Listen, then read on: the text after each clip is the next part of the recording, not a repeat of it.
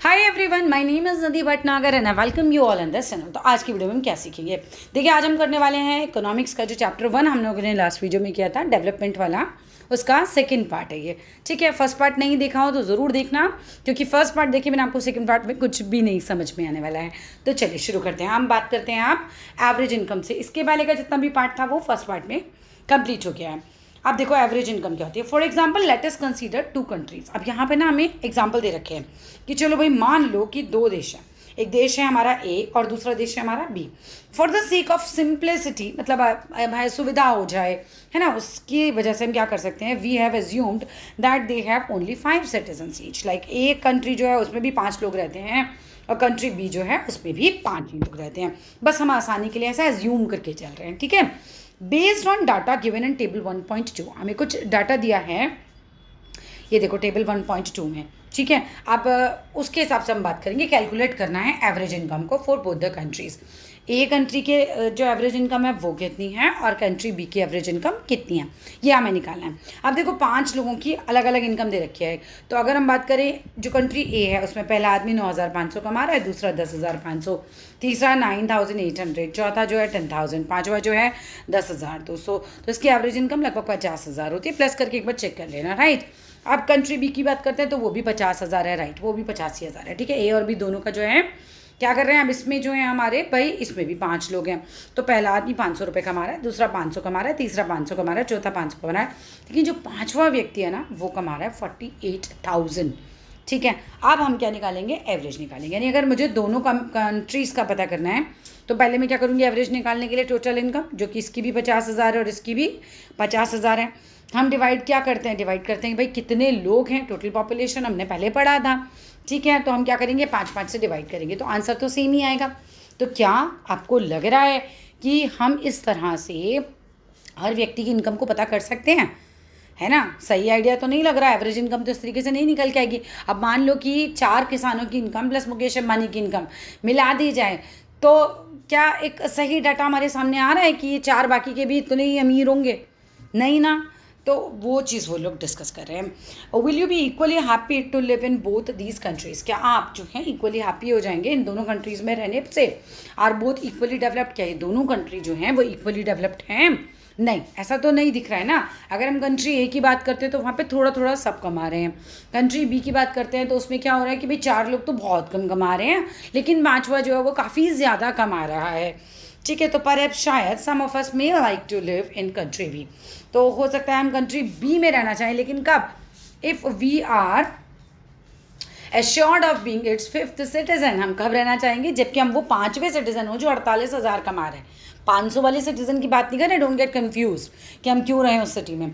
वो ये कह रहे हैं कि हम में से ज़्यादातर लोग तब वो कंट्री में रहना चाहेंगे बी में जब हमारा वो वाला नंबर हो जिसमें कि वो व्यक्ति, हम जो है 48,000 कमा रहे हो, राइट, हम वो वाले व्यक्ति हों। But if it is lottery that decides our citizenship, अगर ये लॉटरी से निकाला जाए कि हमारी नागरिकता कहाँ की होगी, then perhaps most of us will prefer to live in a country A. तो ज़्यादातर जो हैं वो तो फिर भाई हम जो है कंट्री ए में रहना चाहेंगे, क्योंकि हम उस लॉटरी सिस्टम में 500 रुपये वाले बंदा तो नहीं बनना चाहते। अगर बनाना है तो 48,000 वाला बना लो, we are more than happy, हम रह लेंगे। लेकिन अगर आप लॉटरी सिस्टम से कर रहे हो तो हो सकता है कि हम 500 रुपये वाले व्यक्ति में हमारा नाम आ जाए, ठीक है। तो वी आर नॉट रेडी। तब हमें वही चलेगा कि हम थोड़ा थोड़ा कमाएं बट सबको 5 को मिल जाए, राइट। आगे देखते हैं। इवन दो फिर भी both the countries have identical average income, अगर हम देखते हैं दोनों की आइडेंटिकल इनकम है, वो भी 50,000, ये भी 50,000, है ना। लेकिन क्या हो रहा है, ए इज़ प्रिफर्ड, ए को लोग प्रेफर कर रहे हैं because it has more equitable distribution, क्योंकि इसमें लोग लगभग जो है समान रूप से कमा रहे हैं, कोई 9, कोई 10, कोई 10.5, तो कोई 9.5, लगभग वही एवरेज लेके लोग जो है कमा रहे हैं। तो in this country people are neither very rich, इस कंट्री में ना तो लोग बहुत ज़्यादा रिच हैं और ना ही क्या है, neither they are very poor, you know, extremely poor भी नहीं है, ना तो बहुत ज़्यादा रिच है ना तो बहुत ज़्यादा पुअर है, एक एवरेज है, लोगों का लाइफ चल रहा है, आराम से खा पी रहे हैं, ओके है, ठीक है, बहुत ज़्यादा कुछ दिक्कत नहीं है। ऑन दी अदर हैंड अगर हम बात करते हैं दूसरी तरफ, most citizen in country B are poor, है ना। अगर हम बी की बात करें तो एक ही आदमी तो 48,000 कमा रहा है, बाकी तो जो हैं वो तो बहुत ही गरीब है, तो ज़्यादातर लोग तो पुअर हैं।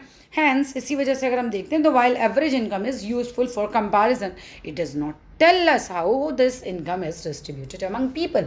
ये तो बताती है हमें एवरेज इनकम निकाल के कि भैया उसका एवरेज कितना है, लेकिन ये ऐसा कंपैरिजन नहीं है, बिकॉज ये हमें ये नहीं बताता है, बहुत यूज़फुल नहीं है कि लोगों की, अगर मैं देखना चाहूँ तो सच में अंदाज़ा नहीं लगेगा कि हर आदमी कितना कमा रहा है ना। आगे देखते हैं। अब देखो यहाँ पर देखो, कंट्री विद नो रिच और नो पुअर, तो सब लगभग लगभग इक्वल ही हैं, सब एक साथ बैठे हुए हैं। लेकिन देखो एक ऐसी कंट्री जहाँ पर एक आदमी तो बहुत रिच दिखा है, तो देखा 4 कुर्सियों पे अकेला बैठा है, और बेचारे यहाँ पर जो दूसरे व्यक्ति दिखाए हैं ये चारों बेचारे 2 ही कुर्सियाँ शेयर कर रहे हैं। ये कुर्सियाँ क्या शो करती हैं? ये शो कर रही हैं आपकी नेचुरल रिसोर्सेज को, है ना। जो रिच आदमी होगा वो अकेला ही बहुत सारे पैसे पर राज कर रहा होगा, उसके बाद बहुत सारी लैंड होगी, उसके बाद वो सारी सुविधाएं होंगी जिसकी शायद उसे ज़रूरत भी नहीं है। दूसरी तरफ वो लोग हैं जिनके पास खाने को भी नहीं है, जिनके पास बेसिक अपनी नीड्स पूरी करने के लिए भी पैसा नहीं है। तो देख रहे हो कुर्सी उस चीज़ को शो कर रही है। आगे देखते हैं, give 3 examples where an average is use for comparing situations. 3 example दो जहाँ पर एवरेज को हम यूज़ करते हैं सिचुएशंस को कंपेयर करने के लिए। नेक्स्ट पॉइंट दिया है कि why do you think average income is an important criterion for development. आपको क्यों लगता है कि एवरेज इनकम जो है वो एक डेवलपमेंट का, उसको है ना हम डेवलपमेंट में तो यूज़ करते हैं एवरेज इनकम को, तो वो क्यों इतना इंपॉर्टेंट है। Beside size of per capita income, beside size के अलावा per capita income what are the property of income is important, compare करो 2 और मोर सोसाइटीज़ को। ठीक है, पर कैपिटल इनकम के अलावा ही what are the property of income क्या है उसके आदमी की, ठीक है, वो भी काफ़ी इंपॉर्टेंट है कंपेयर करने के लिए 2 और मोर सोसाइटीज़ में। क्या आपको ऐसा लगता है? सपोज करो रिकॉर्ड्स शो करते हैं that the average income in a country has been increasing over a period of time. Suppose करो कि जो रिकॉर्ड्स है वो ये क्या शो करते हैं कि जो एवरेज इनकम है किसी कंट्री की वो इंक्रीज हो रही है over a period of time. From this can we conclude, क्या इस बात से हम ये कंक्लूड कर सकते हैं कि all sections of the economy have become better. मतलब ये हुआ कि मान लो कि आपको ये दिखाई दे रहा है कि इस कंट्री के लोग जो है पहले तो एवरेज इनकम इनकी बहुत कम थी, हाँ, लेकिन अभी लोगों की एवरेज इनकम ज़्यादा हो गई है, ठीक है, पहले के कंपैरिजन में ज़्यादा कमा रहे हैं। तो कह रहे हैं कि क्या आप इस बात से कंक्लूड कर सकते हो कि जितने भी सेक्शंस हैं उनकी इकोनॉमी बेटर हुई है? ज़रूरी तो नहीं है ना, कुछ सेक्शंस तो रह भी जाते हैं, ठीक है। इल्यूस्ट्रेट करो your answer with an example. Next देखते हैं, from the text find out as per capita income level of low income countries as per world development reports के अनुसार। इसको चेक करना है आपको, एक पैराग्राफ लिखना है। नेक्स्ट आपको ऑन द नोशन अपने विचार लिखने हैं। व्हाट शुड इंडिया डू, भारत को क्या करना चाहिए और अचीव करना चाहिए to become develop country. Develop country बनने के लिए हमें क्या करना पड़ेगा। इनकम एंड अदर क्राइटेरिया की अगर हम बात करें, when we look at individual aspirations and goals, अगर हम ये देखते हैं कि किसी एक व्यक्ति की क्या इच्छाएं हैं, आकांक्षाएं हैं, एस्पिरेशंस आकांक्षाएं, और गोल्स क्या होते हैं कि लक्ष्य, है ना, क्या वो प्राप्त करना चाहते हैं।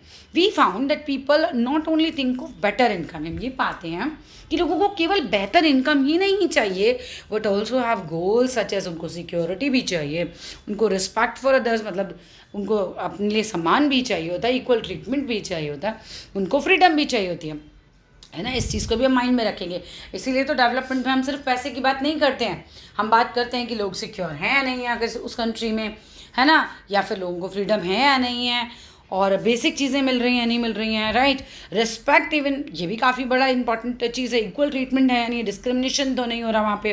तो when we think of a notion और a region we may besides average income think of other equally important attributes. तो वो कह रहे हैं कि सिमिलरली इसी तरीके से जब हम सोचते हैं हमारे विचार और अ रीजन, ठीक है, तो अब क्या करना है, हम वी में हो सकता है हम बिसाइड्स एवरेज इनकम के अलावा थिंक कर सकते हैं कुछ इक्वली इंपॉर्टेंट एट्रीब्यूट्स की, कि भाई ये चीज़ें भी इंपॉर्टेंट हैं, है ना। आप अपने हिसाब से देखना आपके लिए क्या इंपॉर्टेंट है।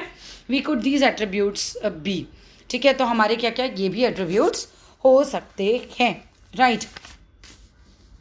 एट्रीब्यूट्स का मतलब होता है लक्षण, है ना, और क्या लक्षण हो सकते हैं। So let us examine this through an example. चलो एक एग्जाम्पल दे रखा है कि भाई और क्या क्या चीज़ें हो सकती हैं। पैसा नहीं, पैसा है, ठीक है, चलो पहली चीज़ हमने मान ली पैसा है, दूसरी चीज़ हमें मिल गई क्या, फ्रीडम, सिक्योरिटी, इक्वल ट्रीटमेंट, है ना, ये सारी चीज़ें मिल गई थी, ये वाले पॉइंट्स मिल गए थे। अब और उसके अलावा क्या है, किस बेस पर हम कहते हैं कि डेवलप्ड है या नहीं है। चलो पढ़ते हैं आगे।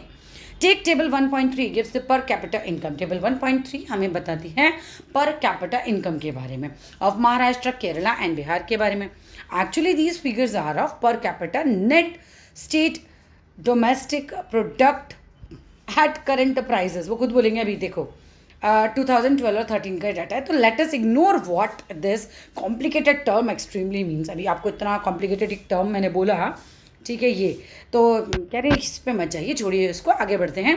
रफली वी कैन टेक इट, हम रफली क्या समझ सकते हैं, take it to be per capita income of the state की ना, पर कैपिटा इनकम क्या है उस स्टेट की। We find that of the three, अगर हम बात करते हैं महाराष्ट्र की, as the highest per capita income, Maharashtra में पर बंदा जो है वो ज़्यादा कमा रहा है। Bihar is at the bottom, Bihar में पर बंदे की इनकम जो है वो अगर हम चेक करें तो बहुत ही कम होती है, सबसे नीचे आगे। तीन का कंपैरिजन किया, महाराष्ट्र, केरला और बिहार। महाराष्ट्र सबसे ऊपर आ गया, बिहार सबसे नीचे आ गया, केरला बीच में आ गया। This means that on an average a person in Maharashtra earn करते हैं, रफ आइडिया दिया हुआ है, लगभग 1,07,670 रुपये इन ईयर, वेरस जो एवरेज है बिहार वाले बंदे का वो है 28,774 रुपये। That is very less. So if per capita income were to be use as a measure of development, अगर हम सिर्फ पर कैपिटा इनकम को लेते मेजर करने के लिए डेवलपमेंट का, तो Maharashtra will be considered the most developed, है ना। तब तो हम कहते हैं कि महाराष्ट्र जो है वो तो सबसे ज़्यादा डेवलप्ड है एंड बिहार जो है वो लीस्ट डेवलप्ड है। लेकिन इसके पीछे एक बहुत ज़्यादा डिफरेंट चीज़ें भी हैं। क्या डिफरेंट चीज़ें? क्या आपको सच में ऐसा लगता है कि महाराष्ट्र सबसे ज़्यादा डेवलप्ड है? अभी तो और भी बहुत सारी चीज़ें आएंगी, जैसे एजुकेशन के मामले में मृत्यु दर जो होती है बच्चों की, इन्फेंट मॉर्टेलिटी रेट है, बहुत सारी अलग अलग चीज़ें हैं। तो अभी हम पढ़ते हैं उस चीज़ को भी आगे। Now let us look at certain other data. चलो हम कुछ और डाटा के बारे में भी बात करते हैं, returning to these states given in table 1.4 में जो हमें दिए हुए हैं। अब देखो यहाँ पर क्या है, ये डाटा ना बहुत इंपॉर्टेंट है, और एक्चुअली डाटा पे तो क्वेश्चन कम आते हैं क्योंकि 2012 का अलग होगा, 13 का अलग होगा, 14 का अलग होगा, पर बेसिक आपको समझ में आ जाना चाहिए। महाराष्ट्र में वो कह रहे हैं लगभग जो इन्फेंट मॉर्टेलिटी रेट है, यानी कि 1,000 बच्चे जो पैदा होते हैं, जो जन्म के समय जीवित हैं, जो मृत पैदा नहीं हुए हैं, जो जन्म के समय जीवित हैं, उसमें से 1,000 में से वो क्या कह रहे हैं कि 25 जो है वो इन्फेंट मॉर्टेलिटी रेट है, मृत्यु दर है 25 बच्चों का, ठीक है। अब केरला में क्या है, 12 बच्चे मर जाते हैं, ठीक है, और बिहार में क्या था, 43 बच्चे मर जाते हैं। इन्फेंट मॉर्टेलिटी रेट 1,000 बच्चों पे जो कि जिंदा पैदा हुए हैं। लिटरेसी रेट की अगर हम बात करें 2011 का आपको दे रखा है, तो महाराष्ट्र में 82% लोग पढ़े लिखे हैं, केरला में 94 जो कि काफ़ी अच्छा एक आंकड़ा है, और बिहार में 62 जो कि काफ़ी खराब आंकड़ा है, राइट। बिहार में काफ़ी कम लोग हैं पढ़े हुए। Net attendance ratio, what is the meaning of attendance ratio, कि कितने बच्चे स्कूल में एडमिशन तो ले लिया पर आ कितने रहे हैं, ठीक है। अगर हम 100 बच्चों की बात करते हैं, 100 बच्चों ने एडमिशन लिया सेकेंडरी स्टेज में, यानी कि 14 से 15 साल लगभग आपकी एज के बच्चे जो हैं, तो क्या हो रहा है, 100 बच्चों में से 64 ही स्कूल अटेंड कर रहे हैं, बाकी छुट्टी पर हैं, है ना। कोई कहीं मजदूरी करने जा रहा है, कोई दुकान पे बैठा हुआ है, नहीं आ रहे हैं स्कूल। 78 वो जो है छुट्टी पर हैं, नहीं 78 आ रहे हैं, बाकी छुट्टी पर हैं, 35 आ रहे हैं, बाकी छुट्टी पर हैं। तो this is something like that. अब आ जाइए, ये सोर्स बता रखा है तो इससे तो कोई मतलब नहीं है आपको, यहाँ से आइए जो कि बहुत ही इंपॉर्टेंट है इस चैप्टर का, ठीक है। ये इसमें से पक्का क्वेश्चंस आते हैं, so you have to be very careful, यहाँ से देखना। अब आइए कि IMR की फुल फॉर्म भी लिखने के लिए आ सकती है, that is infant mortality rate, include करता है number of children that die before the age of 1 year. ये वो बच्चे हैं जो 1 साल पूरा होने से पहले पहले मर जाते हैं, राइट, अपना पहला जन्मदिन भी नहीं देख पाते। How painful for the parents, right. आ जाइए, as a proportion of 100 live children born in that particular year, 100 बच्चे पैदा हुए, 25 मर गए, तो इस तरीके से उस चीज़ पे ये बात कर रहे हैं। लिटरेसी रेट की बात करो तो मेजर्स बताते हैं प्रोपोर्शन ऑफ लिटरेट पॉपुलेशन जो है इन दी 7 एंड अबव एज ग्रुप की। 7 साल के नीचे के बच्चे को इसमें इंक्लूड नहीं किया है, लेकिन 7 साल से ऊपर होने के बावजूद ये लोग पढ़े लिखे, कितने लोग इनमें से पढ़े लिखे हैं, मैंने 7 के नीचे के बच्चों को इंक्लूड नहीं करना है, उसके ऊपर की पॉपुलेशन को चेक किया और उसके बेस पर ये परसेंटेज निकाली गई है, राइट। नेट अटेंडेंस रेशो की अगर हम बात करते हैं, is the total number of children of age group of 14 to 15 years attending school. 14 से 15 साल के जो बच्चे हैं, कितने बच्चे जो हैं वो स्कूल अटेंड करते हैं, as a percentage of total number of children in the same age group. उस एज ग्रुप के, ठीक है, मान लो उस एज ग्रुप के उस एरिया में 100 बच्चे रह रहे हैं, तो 100 में से 64 ही स्कूल जा रहे हैं, 78 ही जा रहे हैं, 35 जा रहे हैं, है ना। अलग अलग जगह का अलग अलग रेशो दे रखा है आपको। आगे देखते हैं, what does this table show, ये हमें क्या बताती है ये table. The first column of the table show करती है that in Kerala out of 1000 childrens born, कि 1000 बच्चे तो होते हैं पैदा, 12 मर जाते हैं कंप्लीट करने से पहले पहले ही, अपने जीवन का 1 साल, जीवन का 1 साल का होने से पहले पहले ही 12 बच्चे 1000 में से मर जाते हैं। तो 2000 में से कितने मरे, 24, 3000 में से ठीक है, आंसर आप लगा लो 36, ठीक है। अब क्या होता है, बट इन महाराष्ट्र की अगर हम बात करते हैं तो proportion of children dying within 1 year वो कितना है, बर्थ के मतलब वो बच्चे कितने हैं, 25 दे रखे हैं आपको, ठीक है। तो 1000 में से 25 बच्चे महाराष्ट्र में मर जाते हैं पैदा होने के बाद 1 साल के भीतर, जबकि वो बच्चों का क्या लगा रखा है हमने कि जीवित पैदा होने चाहिए, ठीक है। आगे देखिए, on the other hand the per capita income of Maharashtra हम कह रहे हैं ज़्यादा है, लेकिन बच्चे भी तो देखो वहाँ पे ज़्यादा मर रहे हैं, तो हेल्थ वाली फैसिलिटीज़ तो नहीं हुई ना, इसका मतलब ज़्यादा बेहतर। तो हम ये नहीं कह सकते कि महाराष्ट्र जो है वो बेहतर है, ज़्यादा डेवलप्ड है, क्योंकि वहाँ वो तो इस चीज़ में लैग कर गया है ना, वो तो इस चीज़ में काफ़ी पीछे रह गया। अब जहाँ बच्चे ही मर जा रहे हैं तो इसका मतलब वहाँ पे बच्चे कुपोषित हो सकते हैं, माताएं कुपोषित हो सकती हैं, हो सकता है वहाँ पे हेल्थ फैसिलिटीज़ उतनी बढ़िया नहीं हो, तो बहुत सारी चीज़ें, बहुत सारे फैक्टर्स हैं, राइट। चलो भाई आगे देखते हैं। Just think of how dear you are to your parents, सोच के देखो आप कितने जो है अपने माता पिता के लिए महत्वपूर्ण है। Think of how every one is so happy when a children is born, when a child is born, है ना। माता पिता कितने खुश होते हैं जब उन्हें बच्चे पैदा होते हैं, मतलब उनकी औलाद उनके जीवन में आती है, वो कितने खुश होते हैं कि हमारे बेटा हुआ है, हमारी बेटी हुई है, तो वो बहुत ही खुश होते हैं। लेकिन अगर वही बच्चा साल के अंदर अंदर मर जाए, है ना। Now try to think of the parents whose children die before they even celebrate the first birthday, है ना। वो बच्चा तभी उससे भी पहले मर जाए, बर्थडे से पहले ही वो बच्चा खत्म हो जाए। How painful it must be to the parents, ठीक है। तो कितना मुश्किल है पेरेंट्स के लिए इस चीज़ को बर्दाश्त करना, कितना दुखद है ये। नोट करो, next note the year to which this data pertains. देखो आपको देखना है कि डाटा कब का है ना, डाटा चेंज हो गया होगा अब तक तो 2012 का, अभी तो 22 चल रहा है, ठीक है। हो सकता है जब आप वीडियो देखें तो 24 आ चुका हो, तो कहा नहीं जा सकता, डाटा चेंज हो जाता है, ठीक है। तो डाटा बेस्ड क्वेश्चन तो उतने ज़्यादा इंपॉर्टेंट नहीं है। It is more than 65 years after independence, लगभग 65 साल हो चुके हैं, और अभी तो अब देखो और ज़्यादा हो चुके हैं ना, बुक बहुत पहले की है ये। अब अभी तो 76वां हमने स्वतंत्रता दिवस मना लिया। When our metro towns are full of high rise buildings, जब हमारे मेट्रो टाउन्स जो हैं वो हैं full of high rise building से वो भरे हुए हैं, हमारे पास शॉपिंग मॉल्स हैं, लेकिन फिर भी वो कह रहे हैं देखो बच्चे तब भी मर रहे हैं इतने छोटे छोटे, यानी कि उन चीज़ों पर ध्यान नहीं दिया जा रहा है एक तरीके से। The problem does not end, problem केवल यहाँ नहीं खत्म होती कि विद इन्फेंट मोर्टालिटी रेट पे।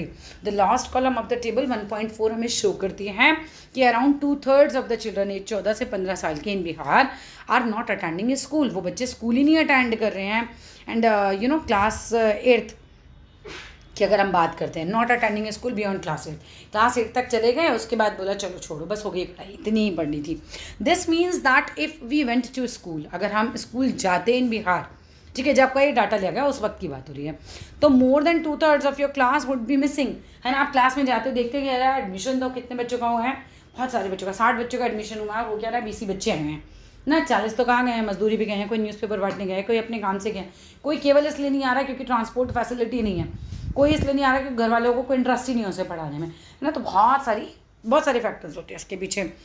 अब those who could have been in school are not there, जो हो सकते थे स्कूल में 60 के 60 हो सकते थे, लेकिन अभी नहीं है। If this had happened to you, अगर ये तुम्हारे साथ होता तो you would not be able to read what you are reading now, तो आप वो पढ़ ही नहीं पाते जो आप आज पढ़ रहे हो।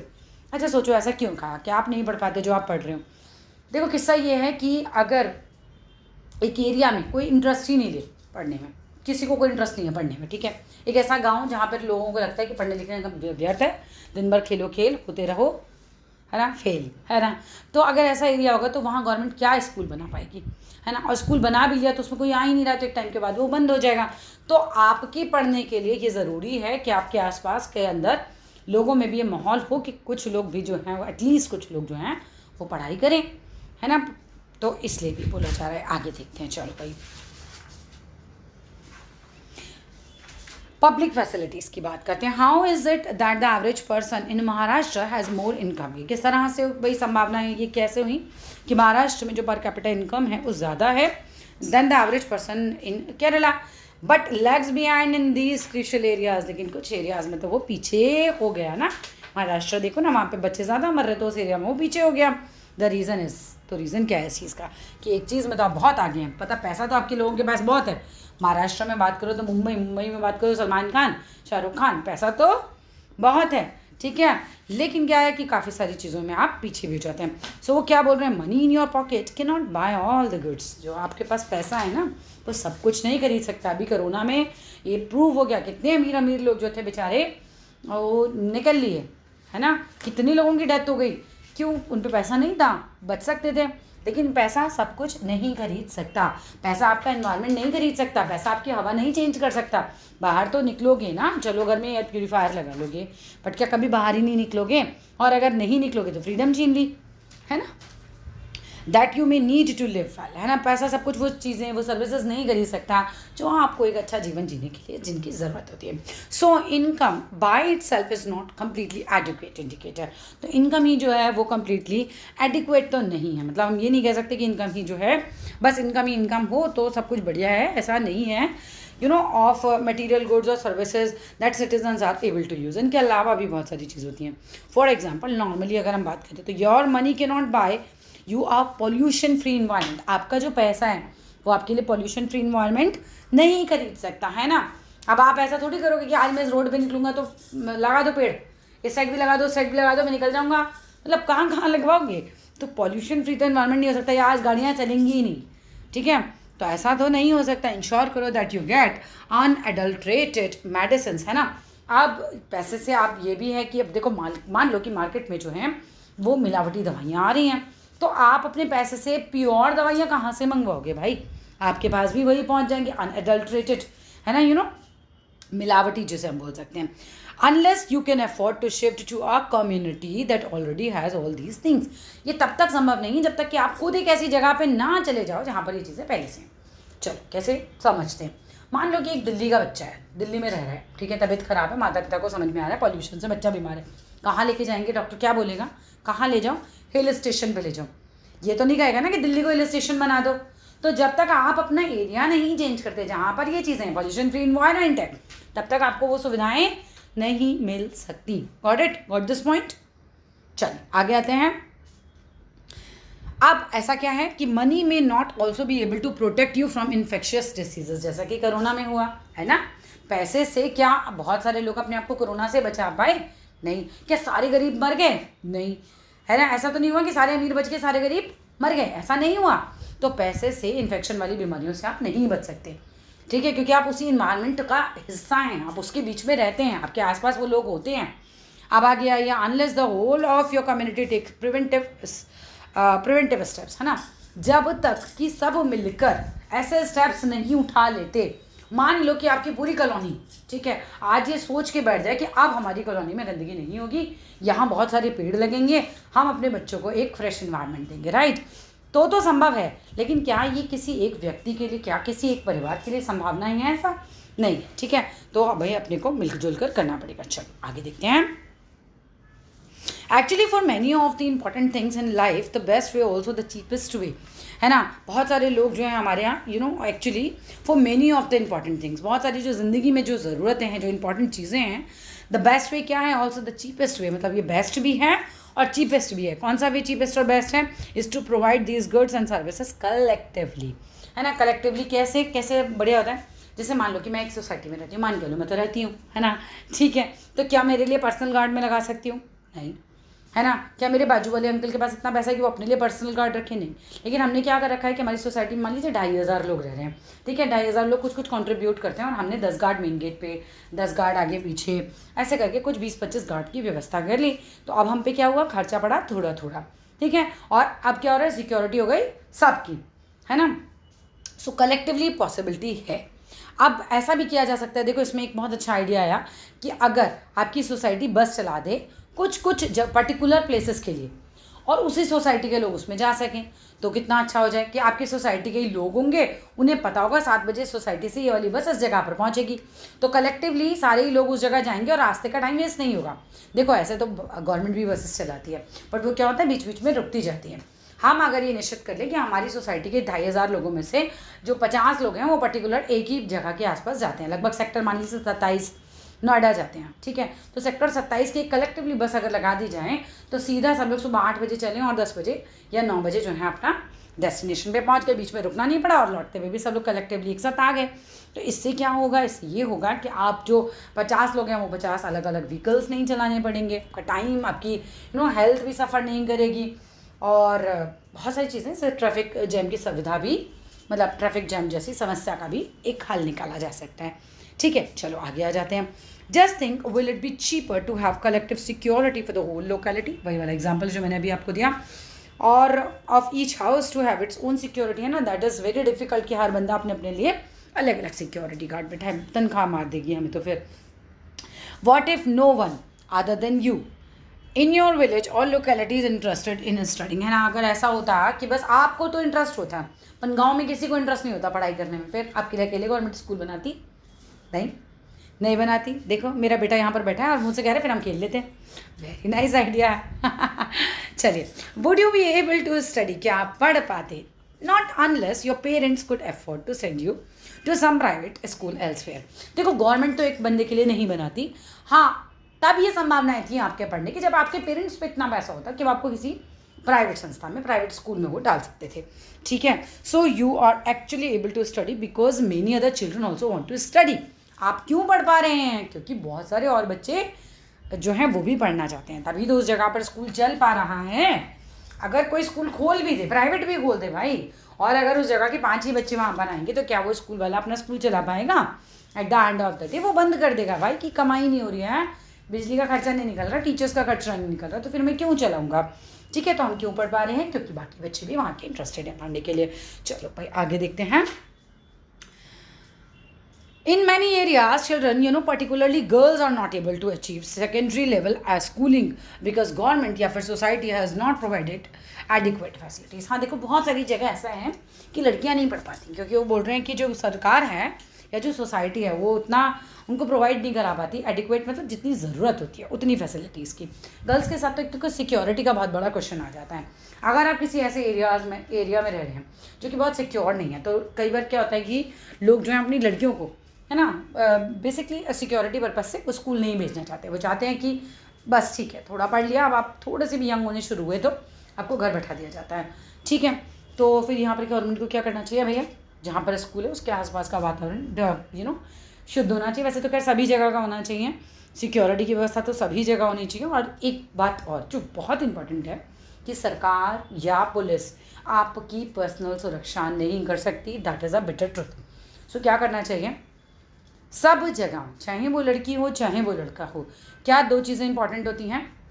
एक तो आपके सेहत के लिए योगा, ये मैंडेटरी हो जाना चाहिए हर स्कूल में. दूसरा, आपकी सिक्योरिटी के लिए आपको सेल्फ प्रोटेक्शन करना आना चाहिए. मतलब कोई ना कोई एक्टिविटी आपको बचपन से सिखाई जानी चाहिए, क्योंकि हर जगह पुलिस नहीं खड़ी हो सकती जाके भाई, है ना. हर जगह आपको दूसरों से सुरक्षा मांगने की ज़रूरत नहीं है कि भाई हमें सुरक्षा दो, गवर्नमेंट ख़राब है, सुरक्षा नहीं दे रही.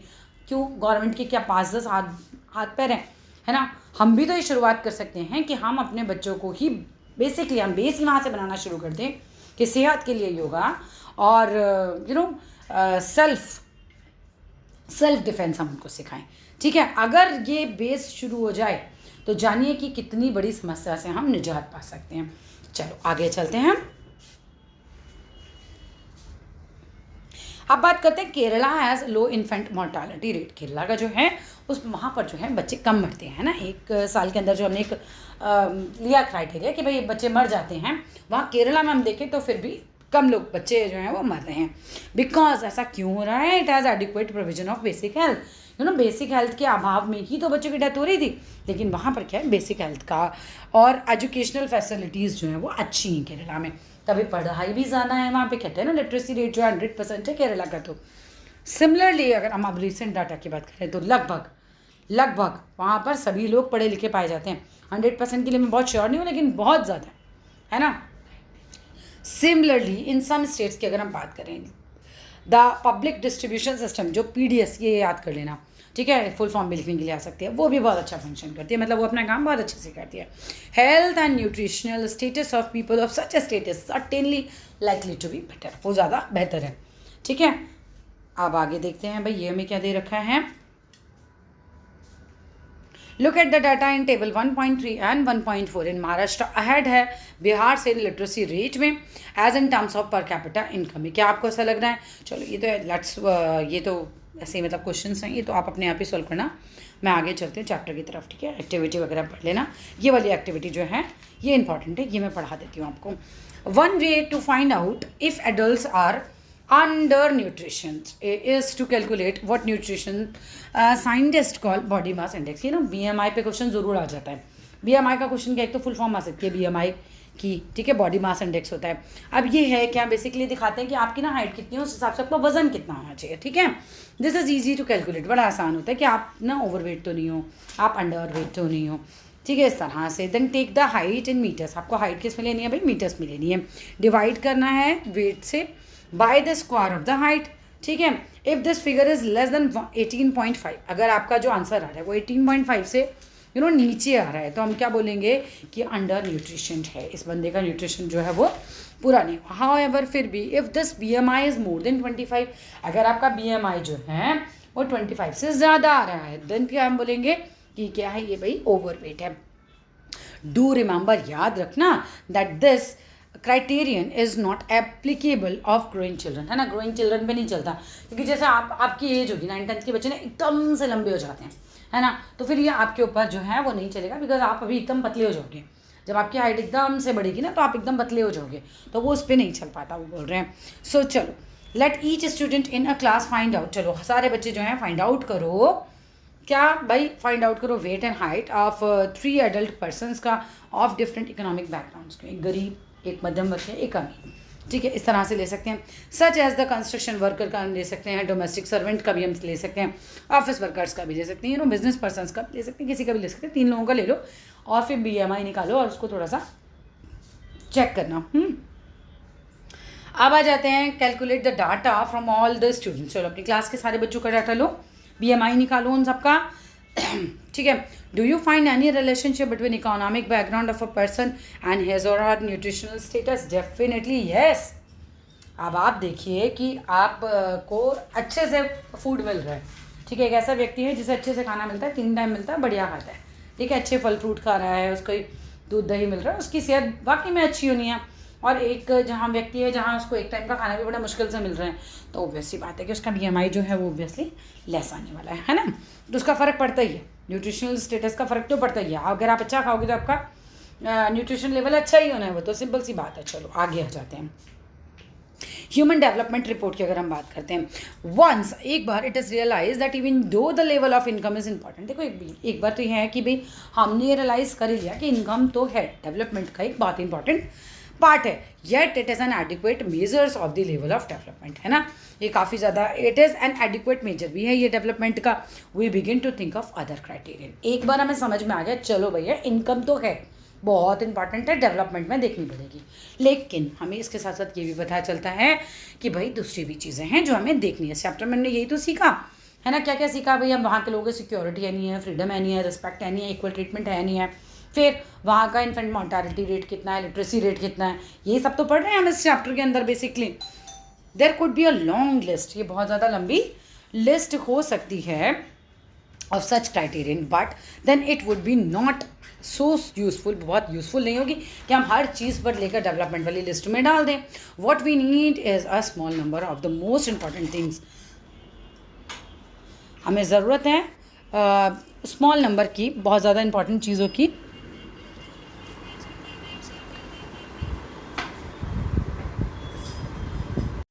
तो भाई हमें क्या ज़रूरत है, हमें क्या ज़रूरत है, what we need is a small number of most important things, है ना, जो मोस्ट इंपॉर्टेंट चीज़ें हैं हम उनको अपनी लिस्ट में डालेंगे। जैसे कि हेल्थ पे हम जो है कंट्रीज़ को जो है हम कंपेयर कर सकते हैं, या फिर हम एजुकेशन पे जो है मतलब कंट्रीज़ को जो है वो हम देख सकते हैं कि भाई कौन सी डेवलप्ड है। कंट्रीज़ के साथ साथ हम स्टेट्स को भी देख सकते हैं, such as the ones we use in comparison of Kerala and Maharashtra, जैसे हमने उसमें किया था। Are among them over the period decade और सो, अगर हम बात करते हैं तो health and education indicators have come to be widely use, ये बहुत ज़्यादा यूज़ होते हैं अलॉन्ग विद इनकम के साथ साथ as a measure of development. ठीक है, इनकम जो है काफ़ी अच्छा मेजर होता है, मतलब उसके साथ साथ हम हेल्थ की भी बात करेंगे, डेवलप है यानी कंट्री, हम बात करेंगे एजुकेशन की भी बात करेंगे। फॉर इंस्टेंस अगर हम बात करते हैं, मतलब हम एग्जाम्पल अगर लें, ह्यूमन डेवलपमेंट रिपोर्ट जो कि पब्लिश हुई थी UNDP के द्वारा वो कंपेयर करती है कंट्रीज़ को based on the educational levels of the people, कि कहाँ के लोग जो हैं वो कितने एजुकेटेड हैं, देयर हेल्थ स्टेटस, उनका हेल्थ स्टेटस कैसा है, और पर कैपिटा इनकम कितनी है। ठीक है, 3 इंपॉर्टेंट चीज़ें हैं ह्यूमन डेवलपमेंट रिपोर्ट में जो यूएनडीपी ने निकाली थी, उसमें 3 बहुत इंपॉर्टेंट चीज़ें थी। एक हेल्थ दिया, दूसरा एजुकेशन दिया, और तीसरा पर कैपिटा इनकम दिया। It would be interesting to look at a certain relevant data regarding India and its neighbours from human development report 2014। अब हम देखेंगे कि भाई बहुत ज़्यादा वो बोल रहे हैं, it would be interesting to look, बड़ा इंटरेस्टिंग होगा देखना कुछ सर्टेन रेलिवेंट डाटा को जो रिगार्डिंग किसके हैं, इंडिया के और उसके नेबरिंग कंट्रीज़ के। ह्यूमन डेवलपमेंट रिपोर्ट 2024 की जो निकली थी। ठीक है, अब यहाँ पर हमें वो डाटा दे रखा है, इस डाटा को आप पढ़ लीजिएगा, मैं आगे पढ़ाती हूँ। HDI stands for human development index. ठीक है, HDI की फुल फॉर्म आ सकती है, इसलिए ध्यान से पढ़िएगा। HDI ranks in above table are out of 177 countries में HDI जो निकाला गया 177 कंट्रीज़ का कंपैरिजन करके निकाला गया। Life expectancy of birth denote करती है, एज द नेम सजेस्ट करता है भाई, कि average expected length of life एक बंदे के पैदा होने के टाइम पर कितनी होती है, you know, of a person at the time of birth. तो बता दिया जाता है, जैसे बच्चा पैदा होता है तो बोल दिया जाता है कि भाई लगभग ये इतने साल जिएगा, इसका शरीर इस तरीके का है, इसका हेल्थ इतना है। ठीक है, पर capita income is calculated in dollars for all countries so that it can be compared, हम इसे कंपेयर कर सकते हैं। It is also done in a way so that every dollar would buy कर सके same amount of cheese, right, कि एक dollar जो है, तभी तो वो डॉलर को हम डॉलर में कन्वर्ट करते हैं ना, इतने रुपये का हो गया, तो उससे क्या होता है कि हम उतनी चीज़ें खरीद सकते हैं, सब जगह उसकी मान्यता उतनी ही रहेगी। चलिए आगे जानते हैं। तो इट इज़ सरप्राइजिंग, ये ना बहुत ही चौंकाने वाला विषय है, that a small country in our neighbourhood Sri Lanka is much ahead of India in every respect. हर चीज़ में श्रीलंका हमसे आगे, बट रिसेंट न्यूज़ की अगर हम बात करते हैं तो श्रीलंका में बहुत कुछ त्राही है न्यूज़ देखना। ठीक है, and a big country like ours has such low ranking world की इस लिस्ट में श्रीलंका हमसे आगे हो गया, जबकि वो बहुत ही छोटा सा कंट्री है और इंडिया इतना बड़ा कंट्री होकर भी काफ़ी पीछे है। टेबल 1.6 शो करती है दैट जो Nepal has less than half पर कैपिटा इनकम, नेपाल में लोगों की जो पर कैपिटा इनकम है वो लगभग हमसे हाफ है इंडिया से, yet it is not far behind India in life expectancy. ठीक है, लेकिन फिर भी वहाँ का जो जीवन नापा जाता है ना लगभग कि भाई इतने साल का होगा, लाइफ एक्सपेक्टेंसी जो है वो इतनी होगी, तो उसमें वो लगभग हमारे बराबर ही आ गया, जबकि पैसे बहुत कम कमा रहे हैं और लिटरेसी लेवल भी लगभग हमारे बराबर ही आ गया। Many improvements have been suggested, बहुत सारे इंप्रूवमेंट सजेस्ट किए गए in calculating HDI and many new components में have been added to human development report में, but by prefixing human to development, it has made it very clear that what is important in development is what is happening to the citizens of India। ना बहुत ज़्यादा important हो जाता है कि citizens का जीवन कैसा हो रहा है। In development is what is happening to the citizen of the country. चलो, इट इज़ पीपल, लोग ही होते हैं, उनकी हेल्थ होती है, उनका वेलबींग होता है, जो कि काफ़ी ज़्यादा इंपॉर्टेंट हो जाता है। And do you think are certain other aspects that should be considered in measuring human development? आप बताओ भाई, आपको कुछ अगर आपको आइडिया हो। सस्टेनेबिलिटी ऑफ डेवलपमेंट की बात करें तो suppose for the present that a particular country की हम बात करें तो क्वाइट डेवलप्ड है, we would certainly like this level of development to go up further और at least be maintain for future generation, है ना। ऐसा नहीं हो कि सारा डेवलपमेंट तो हमारा अभी होता रहे और फिर फ्यूचर के लिए हमारा कुछ बचे ही नहीं, तो सस्टेनेबल डेवलपमेंट नहीं कहलाएगा फिर वो, है ना। सारा पानी आपने अभी यूज़ कर लिया, बिजली बना लिया, अभी तो लोग बहुत खुश हैं, पर नेक्स्ट जनरेशन का क्या। एक काम करेंगे, सस्टेनेबल डेवलपमेंट को ना हम अलग से समझेंगे, because that's a very important topic, और we will continue it in the next video. Thank you, have a nice day.